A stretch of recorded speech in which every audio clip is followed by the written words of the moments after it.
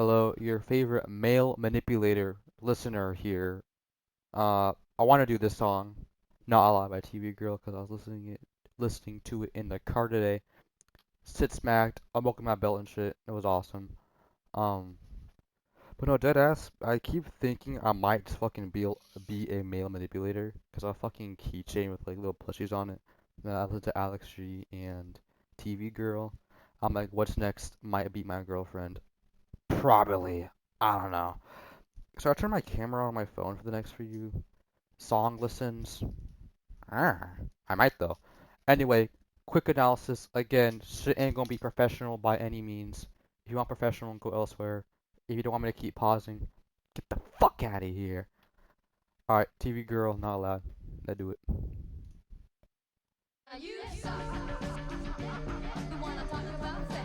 Not allowed. Let it be known, I love this song for like the longest time.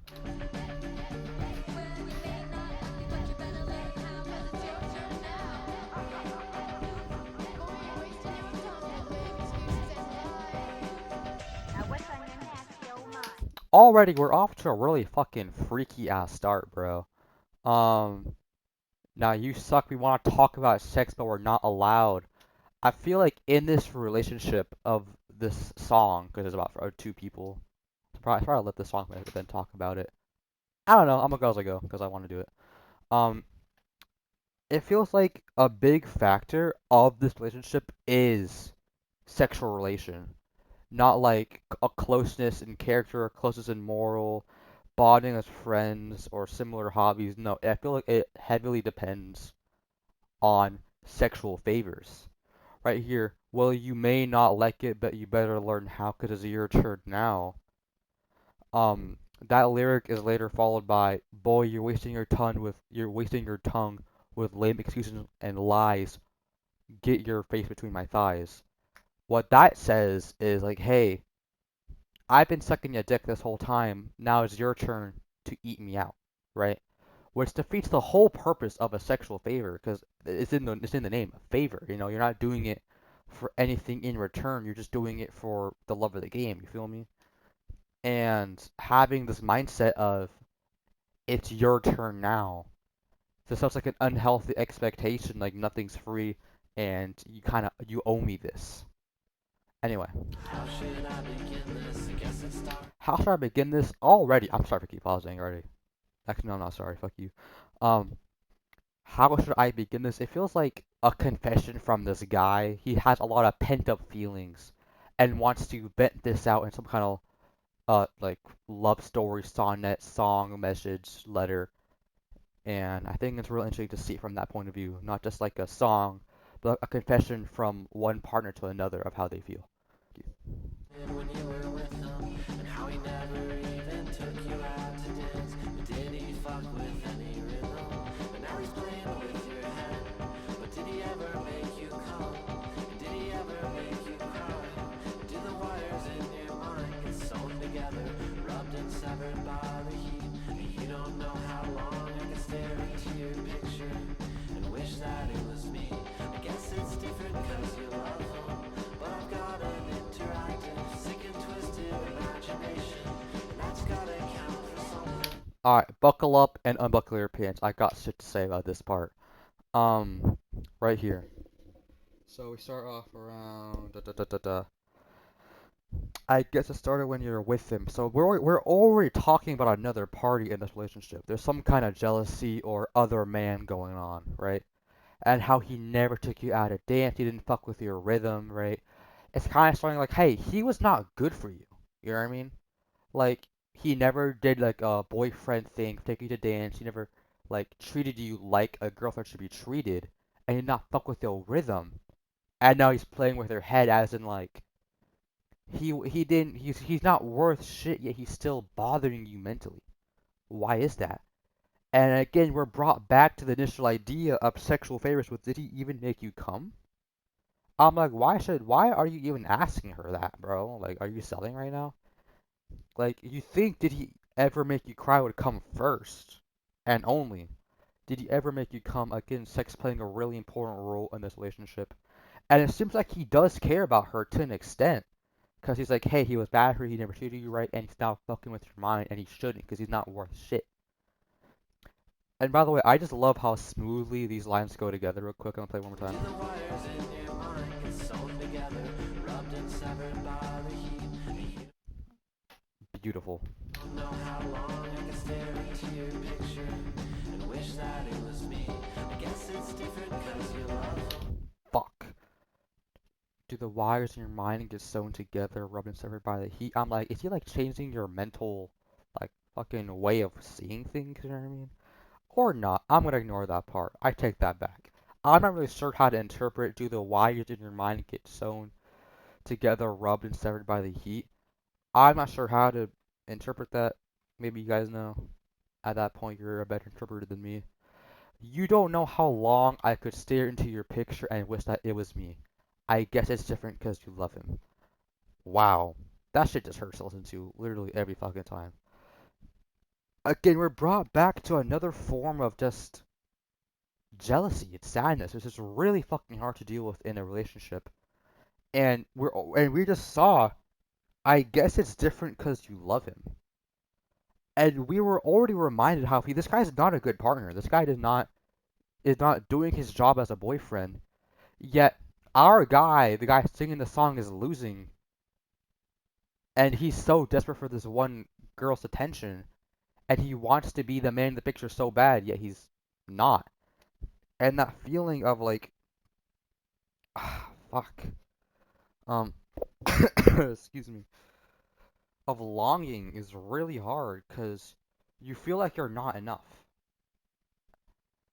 And again, he's trying to justify his not enoughness, like how, hey, I'm so worth it. I have a interactive, sick, twisted imagination that's gotta count for something. Like, hey, just please notice me. I at least got this going for me. That's how I see it, at least. that's gotta count for something. Again with the sex for some reason.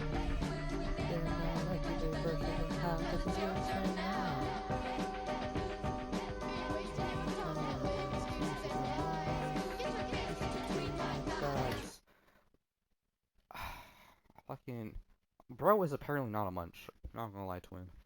Um Again, we're about to dive heavy in the freak fest in a second here, so buckle up. I was standing in your doorstep, licking sweat off of your forehead, with your finger in my mouth, and the sound when leather jackets hit the ground. You should hear when you're not around, when it's just us horny poets who can't wait to write it down. Swear we were only being honest. Alright, right here. Horny fest, dude. I don't know what happened with TV Girl when they're writing this shit, but someone do not give them fucking Blue Chew or Viagra, cause it's gonna go wild. Um, licking sweat off of your. Okay, I dreamt I was standing in your doorstep.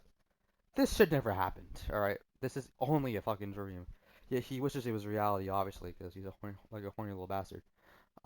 Licking sweat off of your forehead. That's just freaky as shit, dude. But that's like a with freakiness, I suppose, comes an incredible closeness. You know what I mean? And that's what kind of upsets me about modern. My fucking nose is so stuffy. Hold on. Blech. Sorry. I just blew the fuck out of my nose. Um, with this freaky, intimate shit, again, it comes with a sense of intimacy. You know what I mean? That's what really upsets me about modern relationships and like one night stands and like Tinder hookups. You're just getting intimacy without being intimate. You know, that takes away the whole purpose of intimacy and sex. It's like the ultimate way to be close to someone is to share that intimacy together, right? So licking sweat off of your forehead with your finger in my mouth and the sound of leather jackets hit the ground, obviously sex, you know, taking your clothes off, right? In a definitely rough sense, you know what I mean? Like they cannot wait to get down and dirty. That sounds like I'm being funny, but it's actually like pretty admirable to be that close to someone, you know what I mean? Um, just he it's hard to see where this guy's coming from, you know, because he's freaky as hell, not gonna lie. But you know it comes from a sense of closeness and desperation, but it's still getting the wrong idea in my mind. You should hear when you're not around, which is this horny poet who cannot wait to write it down, so we're only being honest. feel like most of this relationship is lying on sex again, and just horny poets love that line, but if you're gonna write a sonnet for someone, at least make it what's it called? Like personal, loving, not just with sexual intention. Do you like these little sonnets? Cause I wrote them just for you. How quickly they turn sour, so be careful who you screw. And never call. And I'm starting to suspect you don't intend to do anything you say at all. Holy shit. This part, I promise you, this part has made me cry at least a few times. But how quickly they turn sour, so be careful who you screw. This reveals to the audience that this woman who we're talking about may not be in actually the best favor anymore.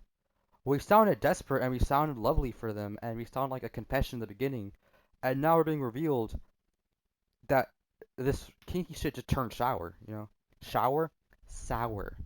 It's no longer cute anymore, lovely anymore. It's now just a painful memory of what it used to be. And remembering what used to be fucking hurts. It's hard.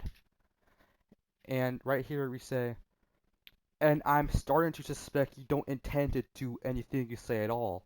So it's just two horny poets writing intimately about one another, but only one of them really meant it. And just to find out your whole relationship, which was based incredibly off intimacy and sexual favors, and writing suggestive songs to each other, was not even truly being reciprocated. We want to talk sex, but we're not allowed. Like, the whole basis or fundamental foundation of your relationship is just a lie. And that has to hurt for this author, even though their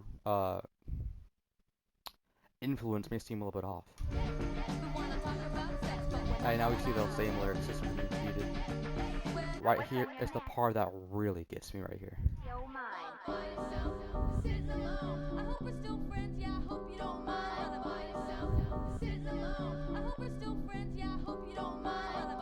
And it starts to repeat this lyric, and I think the repetition of this line is actually really inspirational because right here we just learned that this love story is all the horny sonnets written, all the longing and lust and love and desperation is now nothing. It's turned sour because the relationship completely failed. Because some other guy who doesn't even treat her right, does not take her out to dance, does not, and it makes her go crazy, is still the one in the picture with her, and he's out the picture. And now we're left hurt because of all the shit we wrote back and forth, all those love stories. They meant nothing to her because he never intended to do anything she said at all, as we heard earlier. And now that we're visibly hurt from this and trying to recover, as you said right here at the very beginning, sorry, how should I begin this? That's clearly showing upsetness. Now, how should I begin this? You can't be happy and be wondering at the same time. You feel me? Hopefully that's not too far out to understand. And this girl, who's kind of like made us incredibly upset because they broke her heart. We so desperately want them, but now we can't have them because they belong to someone else now. "Quote unquote" belong. Of course, no one belongs anywhere to anyone, but their heart belongs to another now, right? So all this shit that we talked about back and forth never came to fruition. She's turned sour. She loves someone else now. It all hurts, and now we feel a sense of mockery, all by yourself sitting alone, yet I hope we're still friends. I hope you don't mind. Completely disregarding the author's feelings, completely. Like taking the fact that we put so much time and effort into them, and now we're alone. It's like almost as if the woman doesn't understand that it was her fault. And her fault, I'm not saying the failure of the relationship was her fault, but it's true that we're now sitting alone because of her, because what happened did not work out and we're heartbroken. And just completely dismissing our feelings with "I hope we're still friends." Like the toll of everything, the totality of this whole song had no impact on her. And now we're left to sit here with this same line echoing in our head, with constant repetition echoing. You know what I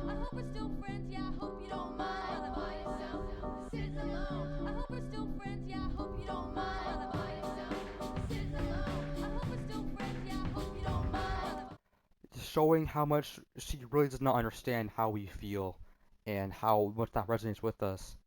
Of all that we've been through, she still thinks it's possible to still be friends, even though the emotional turmoil that must be shared. Anyway, thank you. That was my analysis on Not Allowed by TV Girl. Hope you enjoyed. I love you all. Bye bye.